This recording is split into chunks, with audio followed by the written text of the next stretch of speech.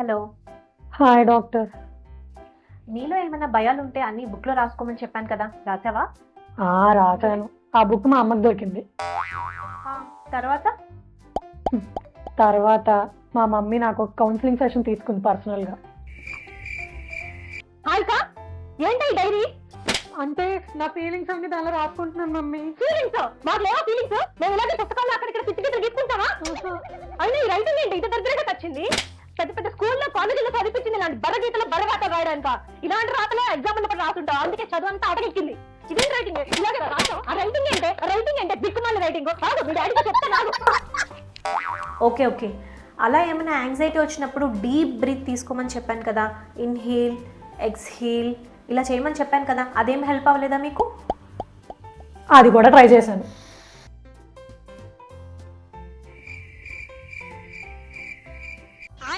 ఏంటే అంత గట్టిగా ఊపిరి పీల్చి వదులుతున్నావు? ఏమైనా గ్యాస్ ప్రాబ్లమా? పదా, మనకు తెలిసిన మంచి గ్యాస్ డాక్టర్ ఉన్నాడు, నేను తీసుకెళ్ళి చూపిస్తా. ఓకే, మెడిటేషన్ ప్రాక్టీస్ చేశారా?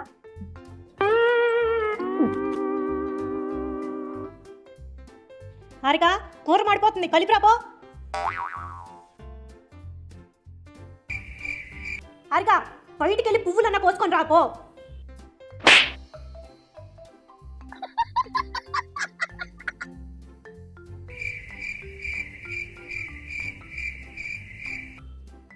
హారిక, పలకవేంటే?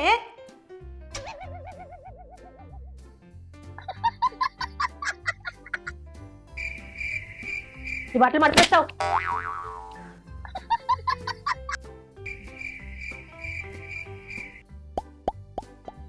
కూర్చొని నిద్రపోతావేంటే? నిద్ర మొహందానా, ఎప్పుడు చూసినా పడుకోవడమేనా? ఒక టైం పాడు ఏమీ లేదు, ఒక్క పని కూడా పనికి రాదు. ఎందుకే బాబు? కొంచెం మీ మైండ్ సెట్ అయ్యేదాకా మీరు ఏదైనా సోలో ట్రిప్కి వెళ్ళి రావచ్చు కదా, పీస్ఫుల్గా ఉంటుంది. Actually nature healing helps you more.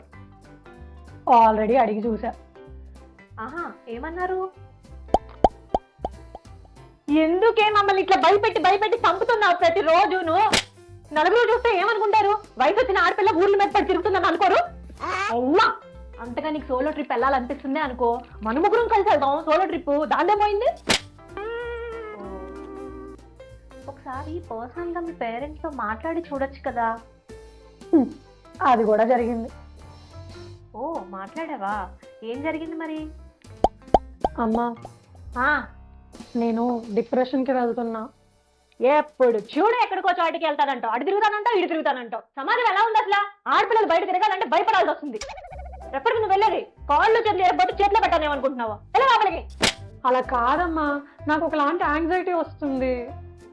అంత భయం వేస్తే హనుమాన్ చాలీసా చదువుకొని కొంచెం సింధూరం విభూతి పెట్టుకొని పడుకో. దెబ్బకి ఆ భయానికి భయం వేసి పారిపోద్ది. అంతేగాని అక్కడ పోతాను ఇక్కడ పోతాను అంటావేంటి? అయితే నేను ఎవ్వడు కాపాడలేడు.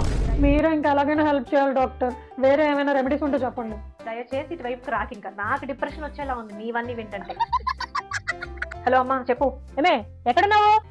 క్లినిక్ లో పేషెంట్ తో ఉన్నానమ్మా, చెప్పు. ఈ ఇంటికి ఎప్పుడు తగలడతావు? ఒక పేషెంట్ తో థెరపీ సెషన్ లో ఉన్నానమ్మా, అది అయిపోయాక వస్తాను. వద్దు వద్దు అంటున్నా గానీ ఆ సైకో చదివేదో చదివావు.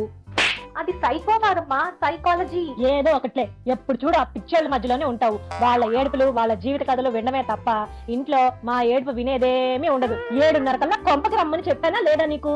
ఇంకొక అరగంటలో కనుక రాకపో, కాళ్ళు చేతులు విరగొట్టి కూర్చోబెడతా. అంటే అది ఫోన్ కొంచెం ప్రాబ్లమ్, అందుకే స్పీకర్ ఆన్ లో ఉంది. డాక్టర్, మీకు కూడా. డాక్టర్, మీరేం భయపడద్దు. మా నిద్రం కలిసి వేరే సైకియాట్రిస్ట్ దగ్గర థెరపీ సెషన్ బుక్ చేసుకుందాంలేండి. ఆల్రెడీ వేరే సైకియాట్రిస్ట్ దగ్గర థెరపీ బుక్ చేసుకొని అన్ని సెషన్స్ తీసుకున్నా. వాళ్ళు నాకు చెప్పిన రెమెడీసే నీకు నేను చెప్పినవి కూడా.